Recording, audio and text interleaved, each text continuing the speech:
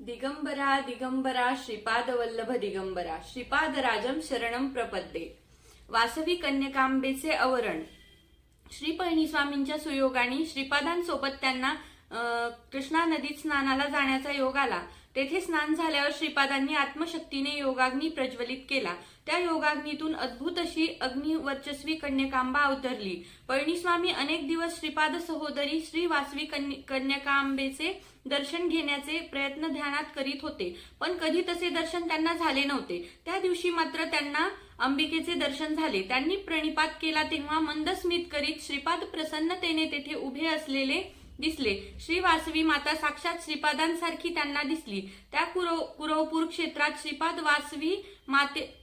वासवी माता सोडून दुसरे त्यांना कुणी दिसत नव्हते। श्रीपादांच्या अगाध लीलांचा शंकर विचार करीत असताना श्री पळणीस्वामी म्हणाले, शंकरा योग शक्ती अनंत आहेत। श्री दत्तप्रभूंचे योग मार्ग बहुत विचित्र नित्य नूतन अपूर्व अचिंत्य असे आहेत। पळणीस्वामी पुढे म्हणाले, त्या योगाग्नीतून दिव्य दंपतीचे आवरण झाले। ते वासवी कन्यकेचे माता पिता कौसुंबी व कुसुम श्रेष्ठी नावाचे दाम्पत्य होते। वासवी माता परत ध्यानस्थ झाल्या। त्यानंतर त्या अग्नीतून श्री नागेश्वर स्वामी अवतरले। त्यांचे पाठोपाठ वासवी मातेचे सहोदर विरूपाक्ष आणि 102 गोत्रातले गोमट वैश्य ज्यांनी अग्नी प्रवेश केला होता ते अग्नीतून बाहेर आले। विरूपाक्ष नंदीश्वर अंशाने जन्मला होता, ज्या नंदीश्वरामध्ये श्रीपादांचा अंश पण प्रस्थापित होता।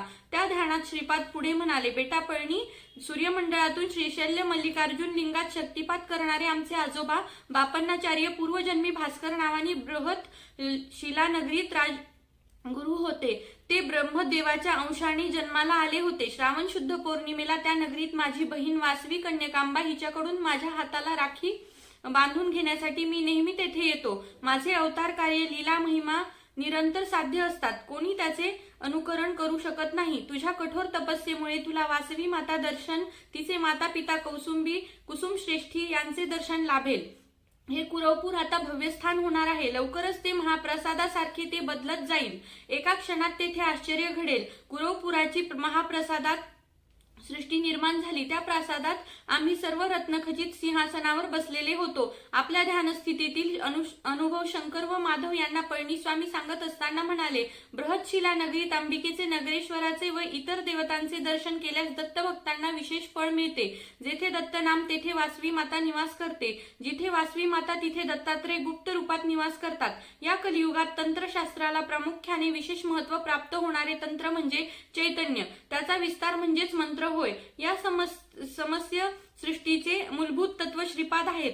सर्व देवदेवता जीवसृष्टी त्यांच्यातच आहे। श्रीपाद म्हणतात, सर्व नद्या जशा सागरास मिळतात तसेच कुठल्याही देवतेची आराधना मलाच पोहोचते। आदी रूपात असणारा मी परतत्व स्त्री पुरुषाच्या अतीत आहे। माझे पुरुष रूप श्री दत्तात्रय तर स्त्री रूप आदी पराशक्ती म्हणूनच वेदशास्त्री पंडित म्हणतात। श्रीकृष्ण, श्यामला देवी, श्रीरामो, ललितांबिका माझ्या स्थूल शरीरातील किरणे या सर्व जगाला पवित्र करतात। जेव्हा मी स्थूल शरीरी प्रवेश करतो तेव्हा माझे सूक्ष्म शरीरी सारी पृथ्वी ब्रह्मांडे आच्छादून माझे महाकारण शरीर सच्चिदानंद स्वरूपात असते। ते निरंतर ब्रह्मानंदाचा अनुभव घेत असते। कुठलेही जप तप योग प्रक्रियांनी किंवा इतर कुठल्याही विधिविधानाने कुणीही मला प्राप्त करू शकत नाही। केवळ अनुग्रहानेच माझी प्राप्ती होते। मोठे पुण्यात्मे सुद्धा माझ्या संकल्पानुसार स्थूल शरीराने अवतरून माझी संकल्प पूर्ती करतात। श्री पळणीस्वामींचे हे ध्यानातले अनुभव ऐकून शंकर माधव तल्लीन होऊन जणू स्वतःच सर्व पाहत आहेत या भ्रमात श्री पळणीकडे पाहत बसले होते। दिगंबरा दिगंबरा श्रीपाद वल्लभ दिगंबरा श्रीपाद राजम शरणम प्रपद्ये।